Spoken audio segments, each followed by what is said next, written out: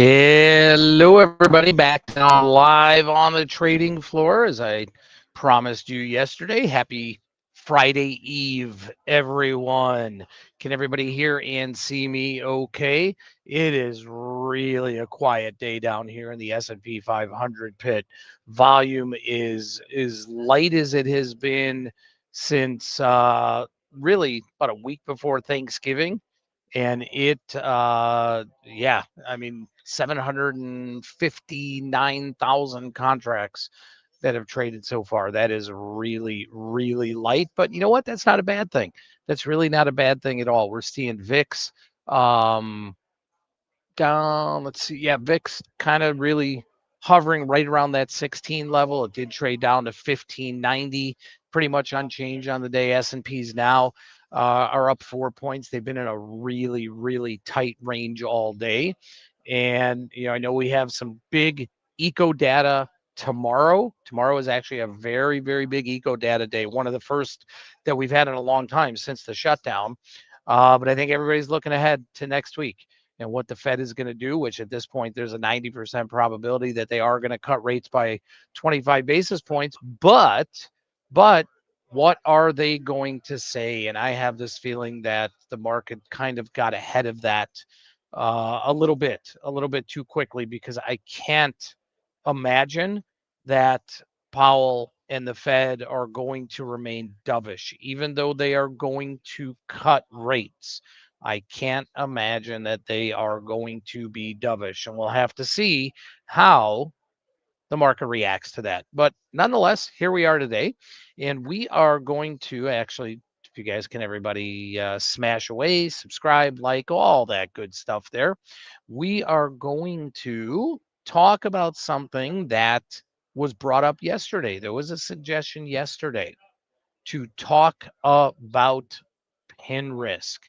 And yes, tomorrow is next week is an even bigger week, not because of the Fed, but because we will be doing this live from Vegas. We have a full smack packed house for 3 days, and we are so excited to get out there and work with everybody. So, Rocky Mountain, thank you for reminding me. I know we were pushing that to everybody for such a long time, and the response has been just incredible. So, how many of you, before we go into this, how many of you have ever gotten caught up in the situation of pin risk?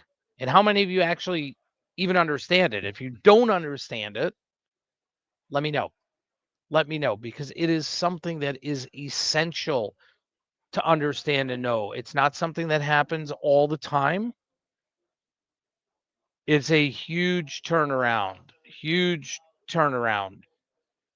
in the Fed. A few weeks ago, 3 weeks ago or so, 4 weeks ago, it was like 85% probability. Then just a couple weeks ago, that dipped down to about 35%. And now it's back up to 85, 90%. And that's all because the big shift, the big change we saw was last week when the New York Fed President, John Williams, came out in support of cuts. Good. You got stuck with a pinhead at work. Yeah, that happens. That definitely happens. That definitely happens. That's good that you don't know what it is. Okay. But we're here to let you know what it is. So if you ever get into a pickle or that situation, okay, then you're going to know what to do. Okay. So pin risk is when you have an option position on, okay, and the stock closes right at or right near that strike. Okay. So I'm looking, you take any stock you want. In fact, let's do a live demo here. Somebody give me a stock that you want to look at. Okay. Any stock.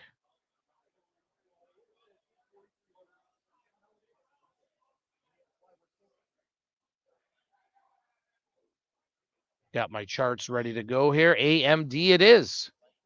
Winner, winner, winner, AMD. Okay. AMD. Okay, right now the stock is trading 217. Okay, I'm going to blow up on here. Okay, here are all the option strikes. I know it may be difficult to read, to see. I get it.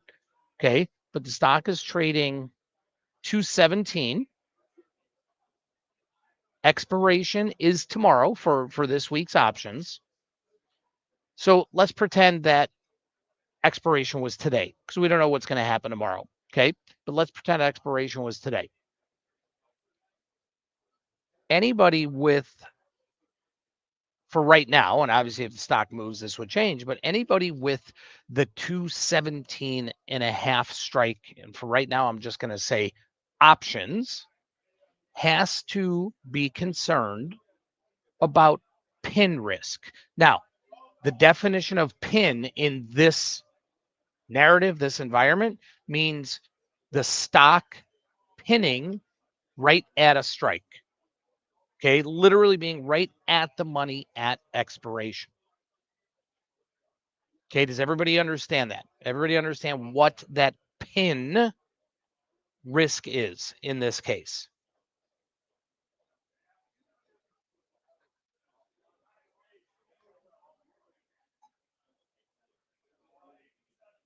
Okay, so what happens if we're, let's say it's, right now it's 12:06, but let's say it was 250, 256, with the market closing at 3 o'clock Central Time.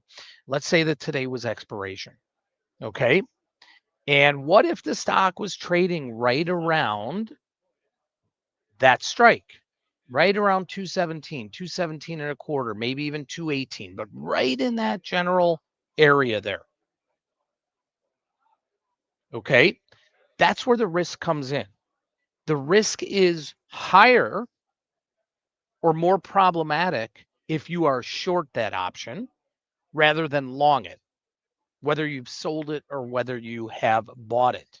But the end result of this is, okay, the end result of this is pin risk can translate to an unwanted, unexpected long or short delta position that you are going to get over the weekend. And when you come in the following Monday to trade, you're going to look at your account and say, whoa, I didn't expect this. I didn't know. So I did this example here, but I'm going to go back to AMD instead. Okay. I'm going to go back to AMD instead here. So 217.5. Okay. Stock is 217. Okay. Let's say you own one 217.5 call. Okay. Let's say you own this and the stock closes on Friday at 217. I'm just going to say 45, arbitrarily just a nickel below the strike. Okay. If you own that call, what are you going to do?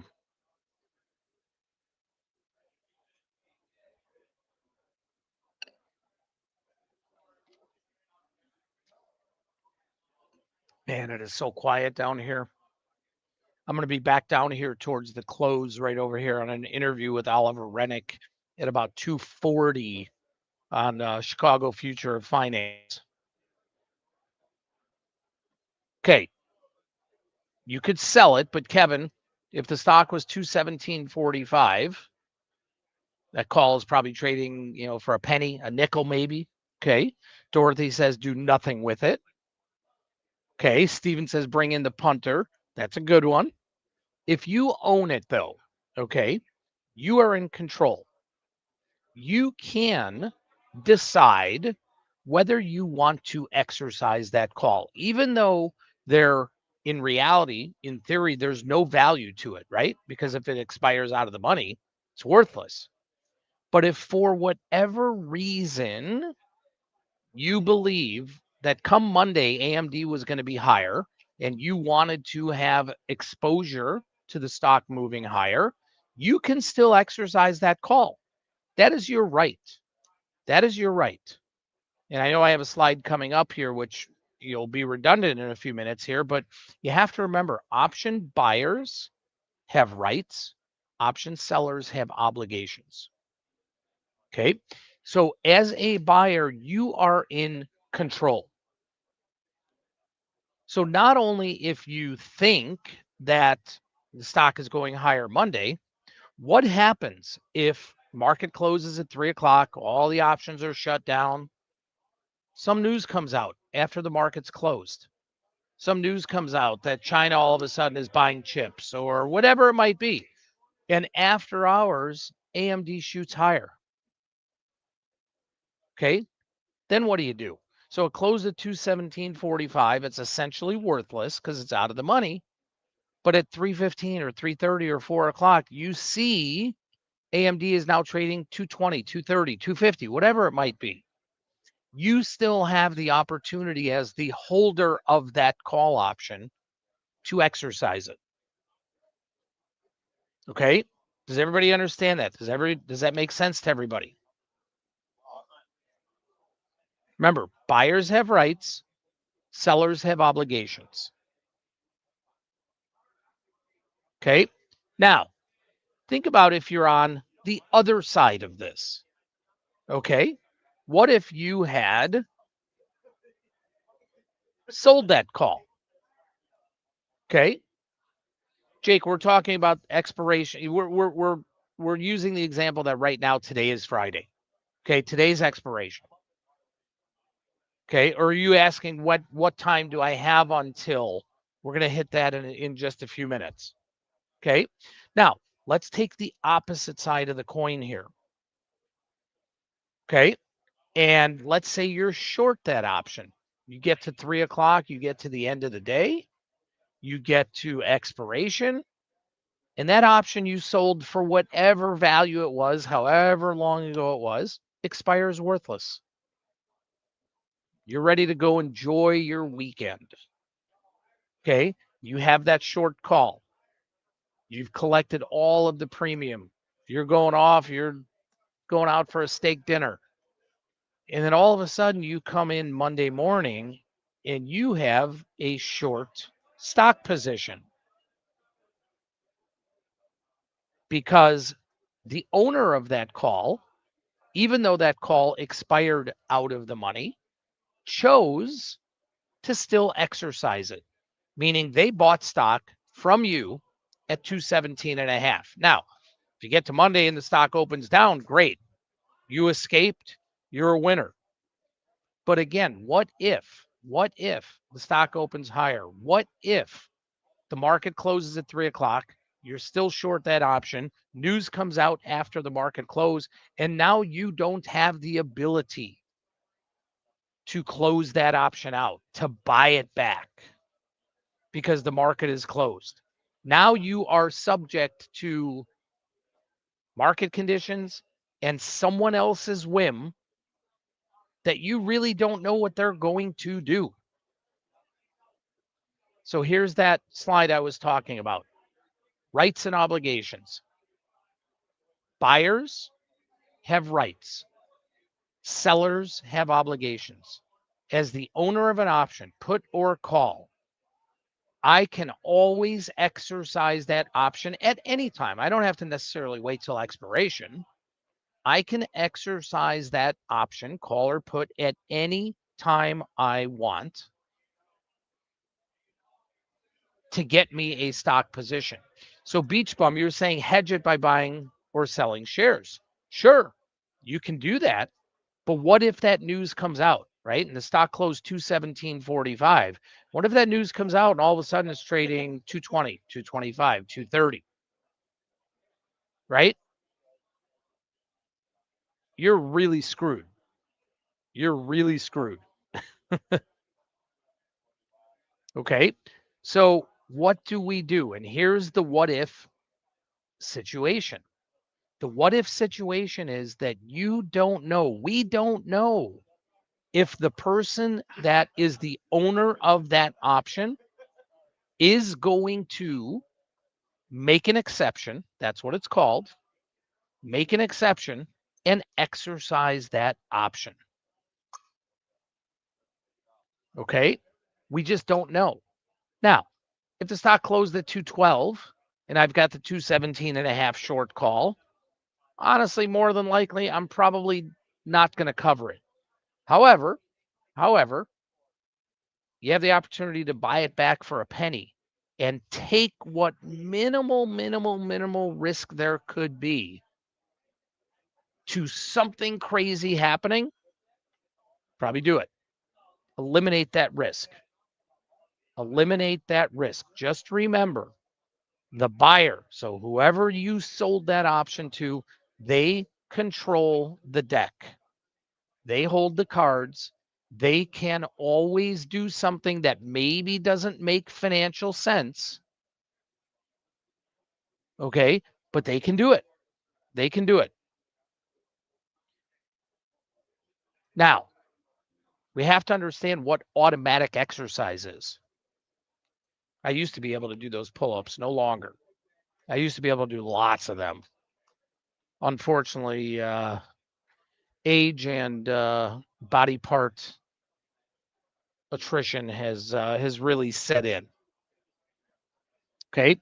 So what is automatic exercise? We've got to know that. When we get to expiration, this only is for expiration day. Okay. Options that expire a penny or more in the money. So in this case that we were talking about an AMD, the 217 and a half call would be considered in the money as long as AMD closed at 217.51 or higher. Kevin, that's a good one. Your clearing firm, your brokerage firm that you use will automatically exercise any option that you own that is a penny or more in the money. Now, just as a buyer has the right to exercise an option that is out of the money, a buyer also has the right to not have that option automatically exercised.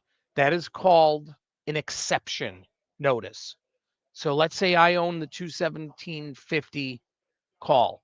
Stock closes 217.52, but I'm really bearish on AMD. Sure, I have a call that was worth 2 cents theoretically at expiration, which now turns into a stock position.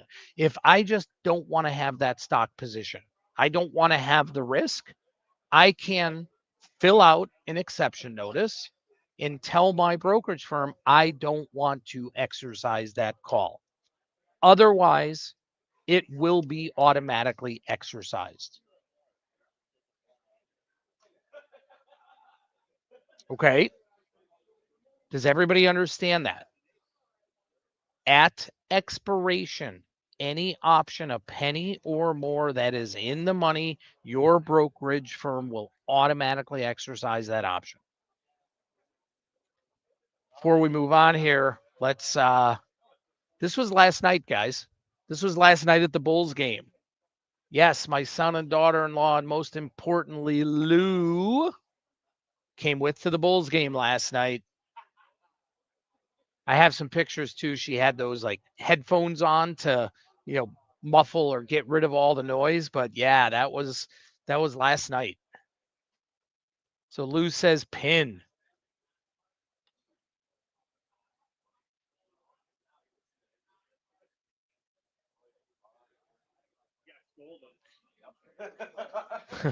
No, she was actually really unbelievably good last night. She was unbelievable. They stayed through halftime, which was way longer than I thought they would.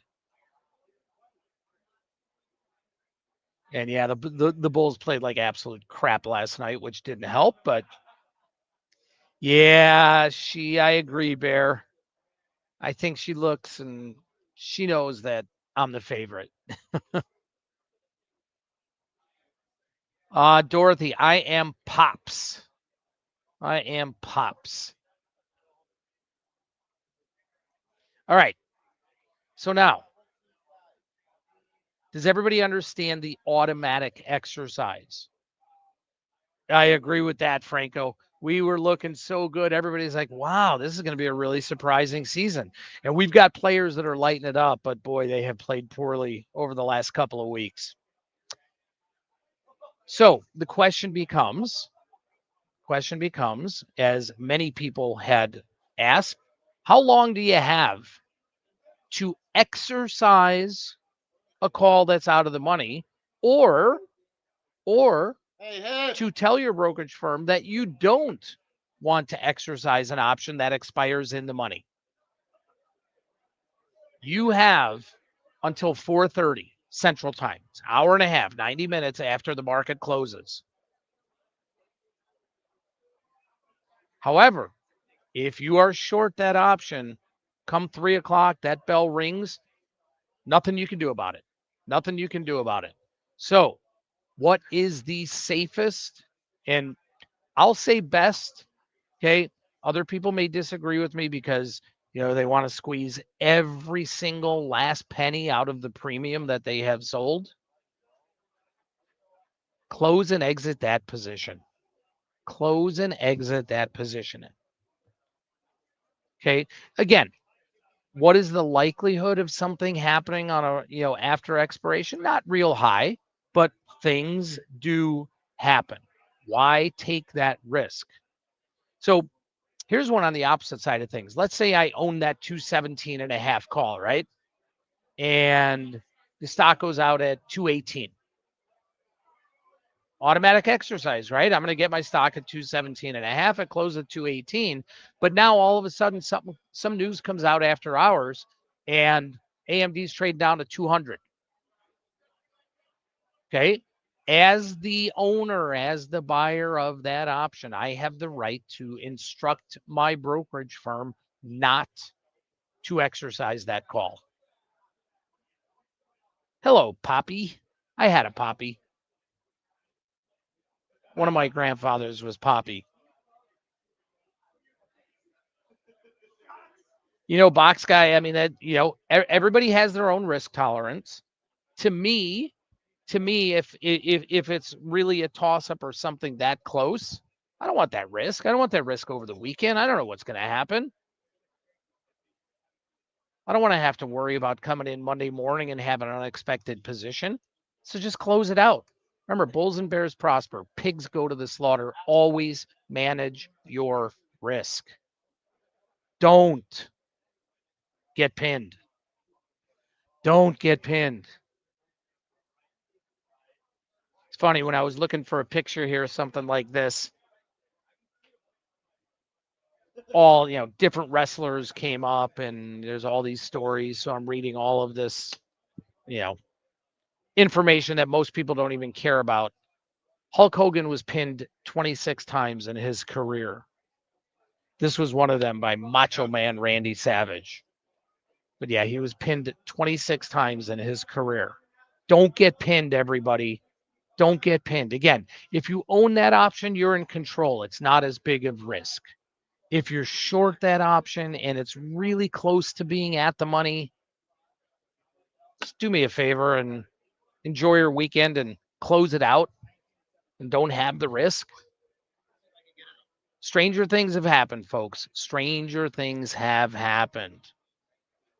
Okay, tonight I am hosting a webinar, okay, on expected move, on what's happening, what can we expect going into 2026, volatility, blah, blah, blah, blah. It'll be a live bone saw. Love that.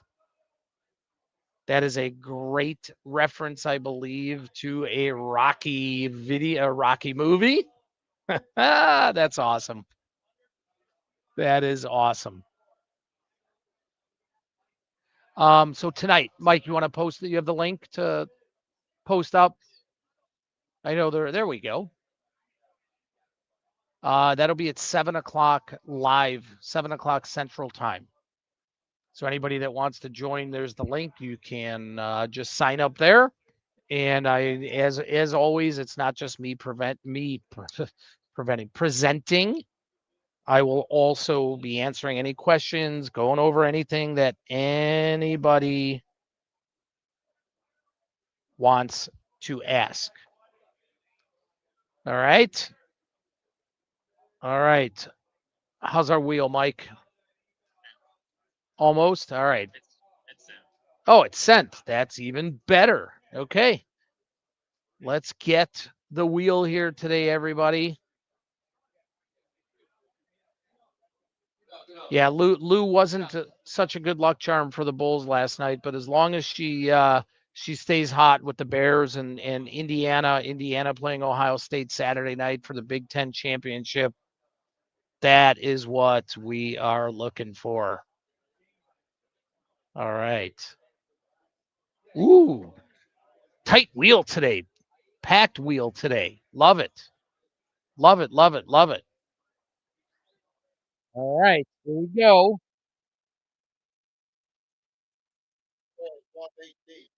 Today's winner, Aubrey Paris. Aubrey Thompson. Amazing. Aubrey Thompson. Are you in the house? Oh, thanks, Paul. Oh, obviously you're in the house, Aubrey, because you just said go IU. Are you a Hoosier? Or do you live in Indiana or did you go to Indiana?